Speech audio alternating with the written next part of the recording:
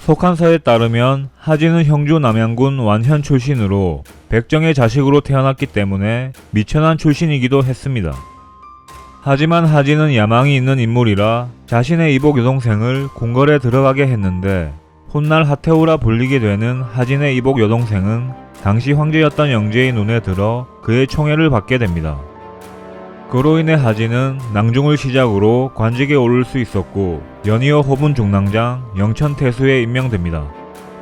그리고 광하 3년에 이복 여동생이 황후가 되니 하진은 소도로 불려와 여러 중직을 역임하였고 중평원년 황건적의 난이 일어나게 되자 마침내 대장군에 임명됩니다. 대장군이 된 하진은 직접 병사들을 이끌고 소도를 수비하며 병기와 장비를 제작하는 데 힘썼고 장각의 일당이었던 마원이 등이 낙양에서 작당 모의를 하는 것을 적발하여 반란을 미리 제압하는 공을 세웁니다. 영제는 십상시 건석이 건장하고 무략이 있다고 생각해 그를 매우 아껴 서원 8교 위의 우두머리로 삼았고 대장군이었던 하진조차 그의 밑에 속하게 했습니다. 이렇게 건석은 황제의 비호 아래에서 병권을 마음대로 휘둘렀지만 오직 하진만은 두려워하였고 그와 마주치는 것조차 꺼려했다고 합니다. 그러던 중 양주에서 변장과 한수의 난이 일어나자 건석은 다른 십상시들과 함께 영제를 찾아가 하진을 서쪽으로 파견하여 변장과 한수를 공격하게 하자고 설득해 하진을 수도에서 내보내려는 계략을 썼고 영제는 건석의 말을 따라 하진에게 부호를 하사하여 변장과 한수의 난을 진압하라 명합니다. 하지만 하진은 건석이 자신을 수도 밖으로 내보내려는 계략을 꾸민 것을 알고 영제에게 상소를 올려 원소를 동쪽으로 보내 서주와 연주의 군대를 징집하게 하고 원소가 돌아오면 군사를 일으키겠다고 말하여 건석의 계략을 무마시킵니다. 영제의 밑에는 하황후 사이에서 태어난 황자 변과 왕 미인과의 사이에서 난 황자 협이 있었는데 영제는 황자 변이 경박하여 예법에 맞는 몸가짐을 갖추고 있지 않아 황제가 될 자격이 없다고 생각하였지만 하황후를 총애하였고 하진이 큰 세력을 형성하고 있었기에 누구를 태자로 삼을지 오랫동안 결단을 내리지 못했다고 합니다. 그러다 중평 6년 영제는 병환이 위중해지자 황자협을 건석에게 맡기고 눈을 감습니다. 건석은 황제의 유언에 따라 황자협을 황제로 세울 마음을 먹고 계획을 실행하기 위해 가장 큰 장애물이자 평소 꺼려했던 하진을 죽일 계획을 세웁니다. 이때 하진은 황제가 죽었다는 소식을 듣고 궁 안으로 들어갔는데 건석의 소하였던 반은이라는 인물이 하진을 영접합니다. 그런데 다행히도 반은은 하진과 친분이 있었기에 눈짓으로 궁 안으로 들어가면 위험하다는 신호를 보냈고 이를 알아챈 하진은 깜짝 놀라며 그대로 말을 타고 달아나 자신의 군용으로 돌아간 뒤 군사를 이끌고 백군저에 들어가 주둔한 다음 병 때문에 궁으로 들어갈 수 없게 되었다는 말을 전달합니다. 이로 인해 건석이 황자협을 황제로 세우려 한 계획은 수포로 돌아갔고 황자 변이 황제로 즉위하여 하태우가 수렴청정하게 되니 하진은 권력의 중심에 서게 됩니다. 하진은 세상 사람들이 황관들을 병폐로 여기고 있는 것을 알고 있었고 건석이 자신을 죽이려 했다는 것에 대해 분노하고 있었기에 권력을 완전히 잡자 은밀히 건석을 죽일 계획을 세우려 합니다. 이에 원소가 하진과 친한 문객이었던 장진을 시켜 환관들의 권세가 날로 높아진 지 오래되었고 모든 이익을 간사하게 독점하고 있습니다. 그러니 장군께서는 마땅히 인재들을 뽑아 천하를 가지런히 정돈하셔서 국가를 위해 근심거리를 없애십시오 라는 말을 전달하게 하니 하진은 그 말이 옳다고 여겼다 합니다. 그리하여 하진은 여러 인재들을 수소문하고 발굴하여 불러들였는데 훗날 조조의 책사로 활약하는 순유도 그들 중 한 명이었습니다. 상황이 이렇게 되자 건석은 항상 불안함에 떨었고 결국 중상시 조충 등 다른 황관들에게 편지를 써서 대장군 하진은 나라를 휘어잡아 조정을 마음대로 휘두르는 데다 이제 천하의 선비들과 힘을 합쳐 선제의 신하들을 조살하려 하니 우리들은 멸문을 당할 것이요. 다만 나 건석이 금군을 맡고 있기에 그가 함부로 움직이지 못하고 있으니 이때 우리가 힘을 합쳐 빨리 하진을 사로잡아 조살해야 하오 라는 내용을 전달합니다. 하지만 편지를 받은 사람들 중 한 명인 중상시 곽승은 하진과 같은 남양군 출신의 하태우가 궁궐에서 황제의 총애를 받게 도움을 준 인물이라 하씨들과 친하게 지냈기 때문에 굳이 하진을 죽일 이유가 없었고, 이에 중상시 조층 등과 의논하여 건석의 계책을 따르지 않고 그의 편지를 하진에게 보여줍니다. 하진은 그 편지를 보자마자 군사를 보내 건석을 잡아들여 그를 참수하였고 그의 군사를 거두어 들입니다. 원소는 권력의 중심에 있는 환관들을 모두 제거할 마음을 가지고 있었기에 하진이 건석만을 죽이고 군사를 거두자 하진을 찾아가 전에 두무가 환관들을 조살하고자 하였으나 도리어 해를 입은 것은 그 말이 누설되고 수도의 병사들과 신하들이 환관들을 두려워했기 때문입니다. 그러나 지금 장군께서는 이미 황제의 외삼촌의 위치에 있으시고 정예병을 거느리고 계시며 목숨을 바쳐 장군을 따를 명사들이 존재하고 있으니 이는 하늘이 장군을 돕고 있는 것입니다. 이런 때에 장군께서 환관을 척살하여 천하의 근심을 없애시면 후세의 이름을 남길 수 있을 것입니다. 그리고 혹시 모르니 공거를 가벼이 드나들지 마십시오. 라는 조언을 합니다. 이에 하진은 원소의 말이 옳다고 생각하여 원소의 말대로 공거를 함부로 드나들지 않았고 원소와 함께 환관들을 제거할 계획을 세운 뒤 하태우를 찾아가 계획을 말합니다.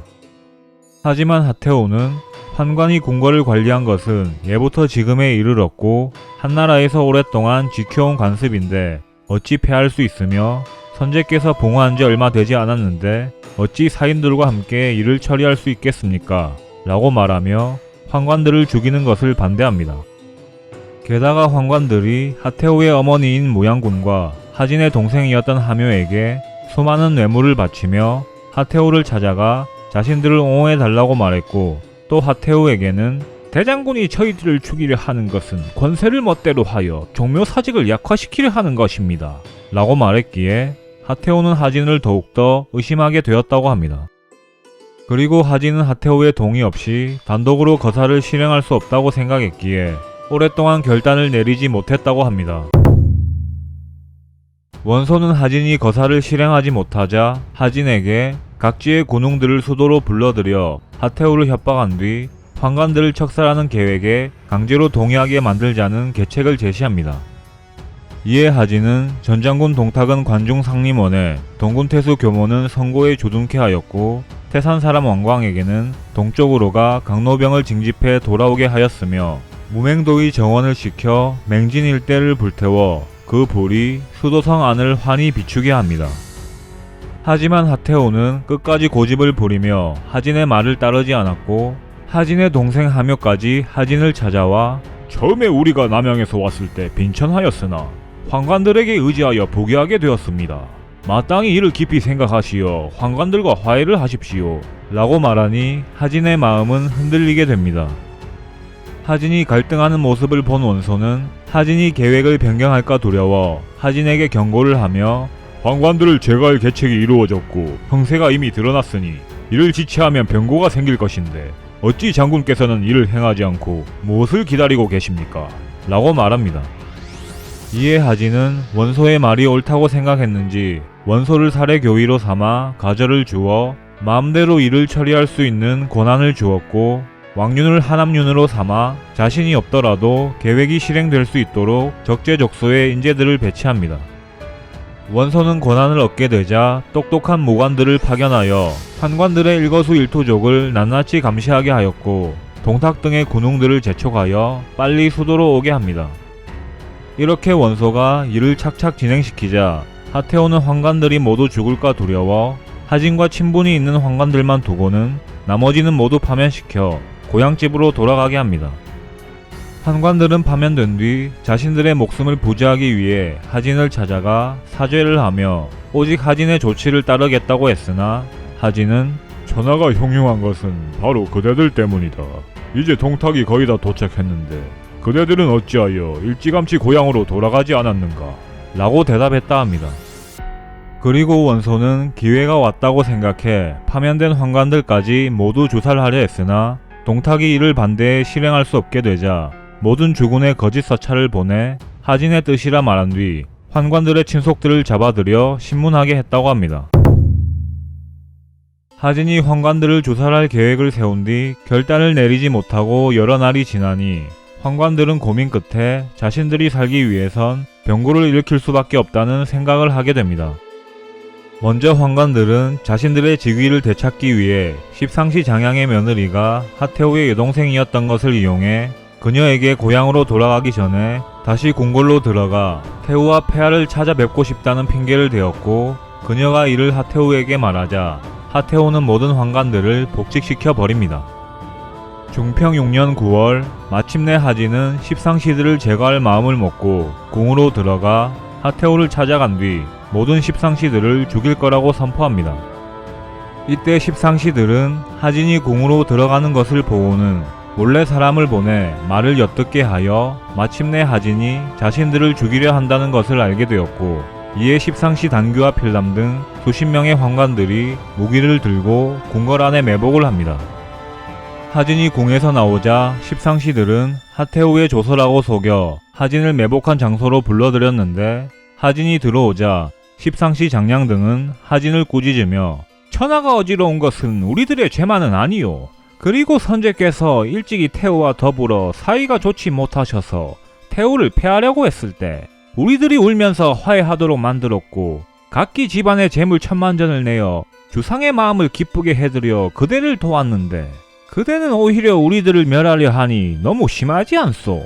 게다가 경이 말하기를 궁궐안이 더럽다 하였는데 공경 이하 중에 충성스럽고 청렴한 자가 누가 있소? 라고 말합니다. 그리고 말이 끝나기 무섭게 상반감 거목이 검을 빼어 하진의 목을 베니 하진은 그 자리에서 그대로 죽어버립니다. 하진에게 환관들을 척살해야 한다고 주장했던 인물은 원소 이외에도 많았는데, 전략에 따르면 양주의 주요 군웅이었던 한수도 하진에게 환관들을 주살해야 한다고 주장했었고, 유표의 책사로 유명한 괴월도 하진에게 환관들을 척살해야 한다고 말했으나 하진이 머뭇거리며 결단을 내리지 못하자 하진이 패망할 것을 알고 형주로 떠났다고 합니다. 하진은 얻은 성품에 아랫사람들에게 은혜를 베풀었기에 하진이 환관들에게 죽자 그의 부국장이었던 오광 등은 곧바로 궁궐을 공격해 환관들을 척살했고, 하진의 동생 하묘가 하진의 뜻을 따르지 않고 환관들과 모의했다고 의심했기에 하진의 병사들은 눈물을 흘리며 죽더라도 복수를 하기 원한다고 외치면서 하묘의 군대를 공격하여 하묘도 죽였다고 합니다. 하진 사후 하씨 일족들은 동탁에게 멸문되었으나 다행히도 그의 손자는 살아남았는데 그의 이름은 하안으로 조조가 거두어 길렀다고 합니다. 이상 삼국지 인물열전 하진편 마치도록 하겠습니다. 재미있게 보셨다면 좋아요와 구독, 알림 설정 부탁드립니다. 감사합니다.